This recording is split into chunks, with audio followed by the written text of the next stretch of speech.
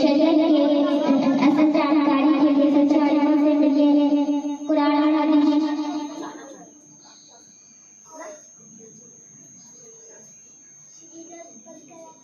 रब्ताई कीजिए इशारा देना जहाँ क्या प्यारी याद करना। मौलाना साहब आप दोनों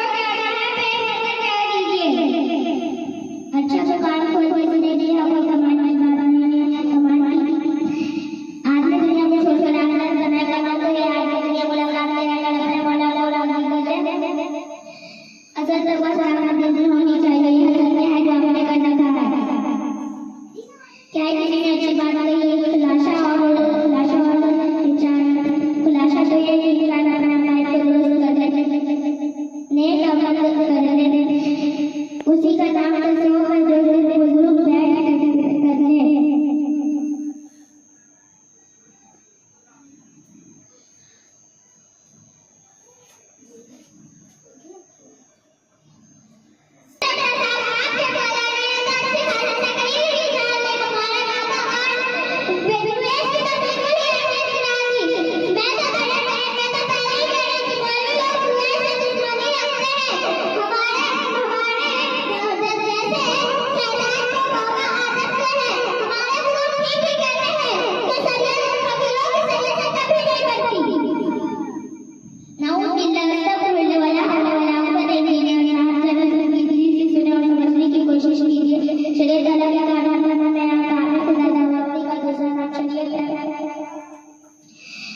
जिससे शरीयत के आवाज़ में खुदा दावती देना बनती हो कवली कैसे हो सकता है और तो कुछ और हो सकता है। जिससे मेरा मौजूद में कहना मुनासिब नहीं है तो मेरे अजीज शाही बाबा खाली करती करती तो गद्दारी नहीं हो सकती बल्कि गद्दारी होगी है तो हमला करने का ये वादा है और फिर शरीयत से नफरमानी हो।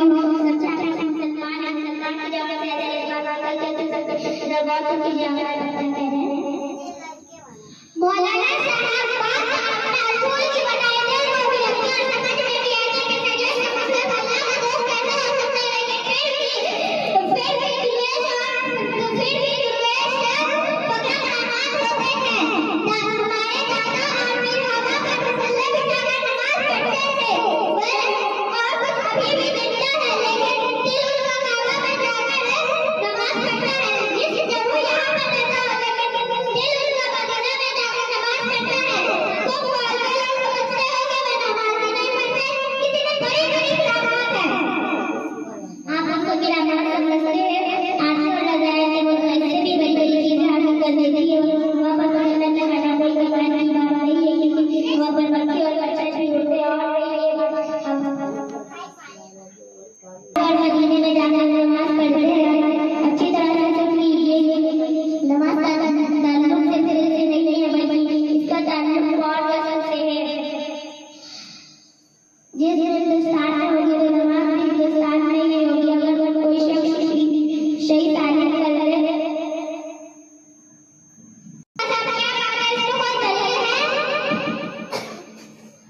जी आप साहब का जिंदगी में अभी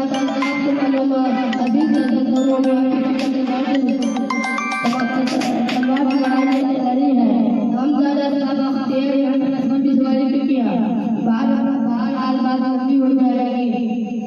आप बैग अपने बुजुर्गों के ताज़ीम करते हैं क्या एहतराम करते हैं। हम लोग अजलत हम रखते हैं। हम उनको साइड में रहकर साइड में रहकर मानते हैं। साइड में रहकर मानते हैं। अभी तक